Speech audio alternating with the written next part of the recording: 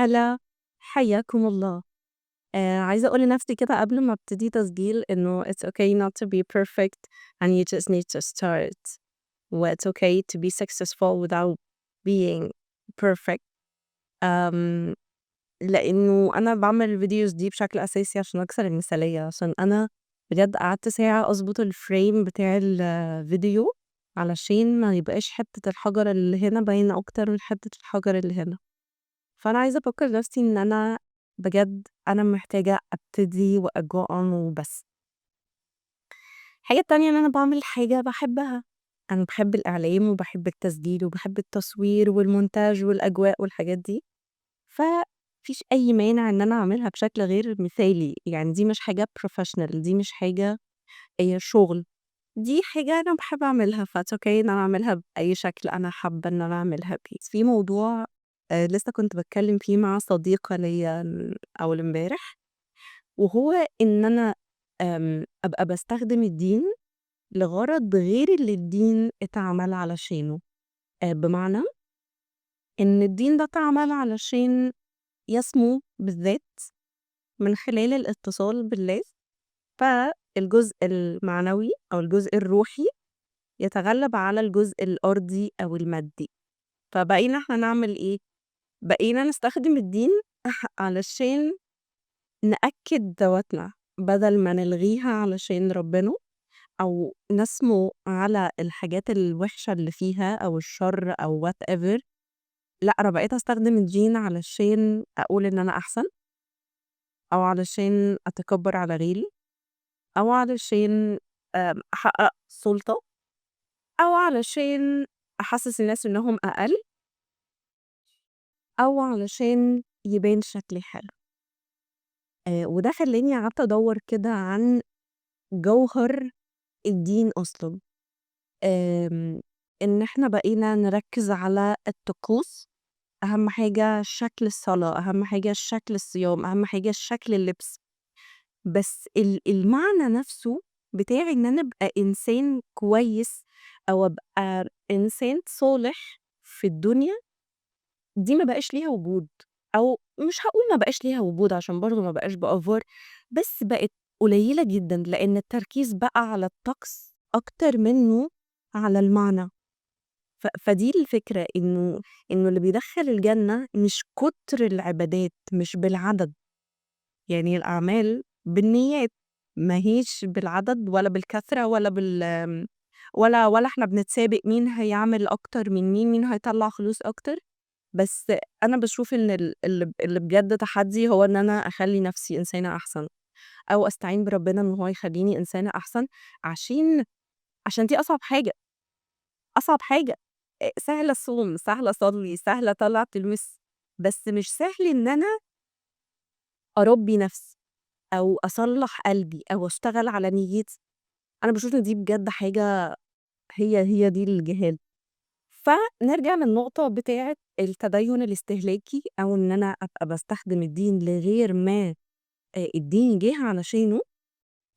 دكتور أحمد سالم كان عمل حلقة حلوة جدًا عن الموضوع ده، هابقى أسيبها لكم إن شاء الله في الdescription. آمم فلَفَت نظري إنه الأب اللي بيقول لولاده على العقوق أو إنهم لازم يبقوا بيسمعوا كلامه في كل حاجة علشان يبقوا مش بيعصوه، علشان لو عصوه هيخشوا النار، فده استخدام في الحقيقة لخطاب من ربنا في غير موضعه، أو استدلال غير صحيح، لإنه الموضع اللي قيل فيه الكلام ده مش موضع آمم مش موضع ترهيب أطفال. أنا محتاجة أعلّمه قيمة الطاعة، محتاجة أعلّمه معنى الطاعة، محتاجة أعلّمه حدود الطاعة، لكن لو أنا مهزوز من جوّه كأب أو كأم، فأنا طبيعي جدًا هالجأ لسُلطة أعلى من سُلطتي عشان اللي بيتكلّم قدّامي يكون مش قادر يعارضني، فأبقى أنا حصلت على وجهة نظري أو حصلت على احتياجاتي استخدام الدين. فأنا بقيت أستخدم الدين علشاني، علشان نَفْسي وعلشان مصالحي اللي هي ممكن تبقى احتياجات بسيطة وممكن تبقى حاجات خفية أوي مش باينة، لكن أنا باستخدمها علشان أنا ما عنديش ثبات داخلي يخلّيني أقبل النقد وأقبل الاعتراض وأقبل النقاش وأقبل إنه ده ممكن يحصل وممكن ما يحصلش، لأ بيبقى في نوع من الجمود، فالجمود ده بدل ما نصلّحه، لأ إحنا نجيب حاجة أعلى عشان نcover بيها الهشاشة والشروخ اللي في شخصيتي. أو الشخص اللي بيقول أنا هاتجوّز 4 علشان الشرع حلّل 4. أوكي، ما حدش يقدر ينكر إن الشرع حلّل 4 أو عطى رخصة لتعدُّد الزواج بضوابط وبشروط، لكن لو الشخص ده فعلًا هيعمل ده عشان ربنا، فهو هيبقى عارف ده. ولو هو هيعمله لدوافع في نفسه علشان هو عنده رغبة معينة أو عنده احتياج معين عايز يسدده من خلال ده، فالأسهل والأكثر إقناعًا واللي هيسكت عنه أي نقد هيتوجه له إن ده شرع ربنا. وريني بقى هتعارض شرع ربنا إزاي، أو وريني بقى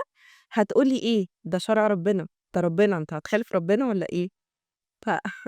ف يعني بابقى باستخدم نفس الفكرة، باستخدم حاجة ربنا قالها علشان أبرر سلوك معين أنا باعمله بس ما عنديش القدرة إن أنا أعترف بيه، إنه أنا عايزة أعمل كذا أو اللي بيحلل حرام أو اللي بيحرم حلال،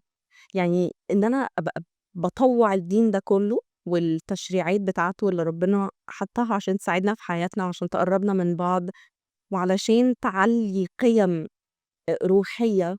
تخلّينا بجد قادرين نتواصل مع ربنا، لأ بقت تُستخدم للتكبُّر بدل ما تُستخدم للتواضع، إن كُلّنا بني آدمين، فكُلّنا بنغلط، فكُلّنا محتاجين، كُلّنا على الله،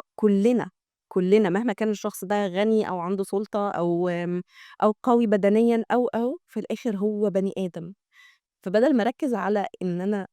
زي كل الناس دول، والناس دول كلّهم زيّهم زيي، لأ أنا عايزة أحس إن أنا أحسن منّهم، فبدل ما أعالج إن أنا حاسس إن أنا أقل، فباروح لناحية إن أنا أستخدم cover علشان ألغوش بيه أو أغطّي بيه على الحتّة اللي عندي، فدي حاجة حبّيت أعمل عليها highlight لإنه أنا عِشتها. أنا عِشت الفترة بتاعة إن أنا عايزة أحس إن أنا أحسن من الناس، أنا عايزة ألبس خمار عشان أبقى أحسن من البنت اللي بتلبس بنطلون، أنا عايزة ما أحطش makeup عشان أبقى أحسن من البنت اللي بتحط makeup، أنا مش هاعمل الحاجة الفلانية عشان أبقى أحسن من فلانة، فبقى برضه نفس الفكرة، أنا عايزة أستخدم الدين لتلبية احتياجاتي اللي أنا مش عارفة ألبيها من غيره، عشان هو authority، هو سُلطة. فأنا باستخدمه، لكن لمّا بدأت أشوف فعلًا الشروخ اللي عندي، أنا إيه مشكلتي مع نفسي، إيه مشكلتي مع ربنا، إيه مشكلتي مع الناس، بدأت أكون قادرة أستقبل الدين بشكل مختلف، بدأت قادرة أشوف إنه لأ، لأ الأمور ما بتمشيش كده، والحقيقة ده خلّاني مرتاحة جدًا دلوقتي، مرتاحة جدًا مع أي حاجة في الدين موجودة،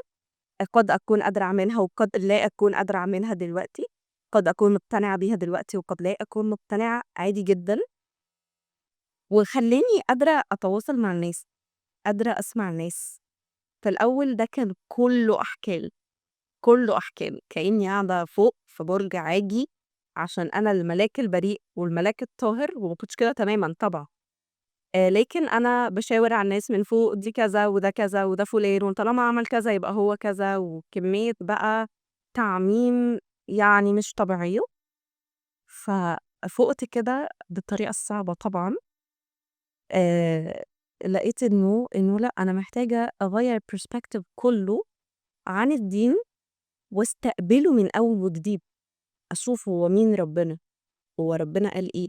في سياق إيه، لإن برضه الاقتطاع من السياق دي حاجة كُنّا درسناها في الإعلان بس في الأخبار، إن أنا ما ينفعش أقتطع من السياق لإن ده ممكن يغيّر المعنى وممكن يدّي معنى عكس اللي الخبر جاي بيه، وأنا الحقيقة باحب أطبّق ده في الحياة كُلّها،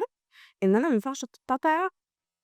كلمة أو جملة أو نُص من حاجة كبيرة، لإن الحاجة بتُفهم من السياق، فلو أنا اقتطعت السياق شكرًا. فده ساعدني أوي وأثّر في الطريقة اللي أنا بافكّر فيها، سواء عن نَفْسي أو عن غيري، و وساعدني أكون باتواضع لنقصي،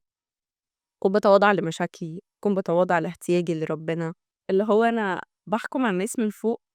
وباقول ده فُلان وده فُلان وده فُلان عشان ده بيعمل حاجة أنا ما باعملهاش، أو أنا مشكلتي في نقطة ضعفي في حتّة، وهو عنده نقطة ضعف في حتّة تانية، أو أنا نقطة ضعفي مش باينة وهو نقطة ضعفه باينة، بس الحقيقة إيه؟ إن كُلّنا عندنا نُقط ضعف، إن كُلّنا مهزوزين في حتّة معيّنة، إن كُلّنا خطّائين ومليانين بلاوي، فعلى إيه بقى أنا، وأنا، وأنا، على إيه والنبي؟ بس يعني ده اللي عندي النهارده، لو حد وصل لهنا أنا باشكره جدًا.